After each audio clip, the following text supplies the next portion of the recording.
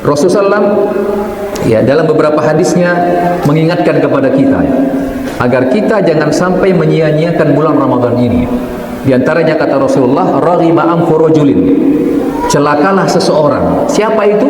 Kata Rasulullah, man adraka Ramadan summan salah walam yughfar lah. Siapa yang celaka itu? Kata Rasulullah, di antara orang yang celaka itu adalah orang yang Allah pertemukan dia dengan bulan Ramadan, ya, dan bulan Ramadan pun berlalu tetapi dia belum mendapatkan ampunan. Padahal di bulan Ramadan itu begitu banyak kesempatan kita untuk bisa meraih pahala, mendapatkan ampunan. Rasulullah mengatakan, man shoma ramadhana imanan wa ihtisaba ghufira lahu ma taqaddama min dzambi. Siapa yang berpuasa Ramadan karena keimanan kepada Allah dan mengharapkan pahala dari Allah, maka Allah akan ampuni dosa-dosanya yang telah lalu.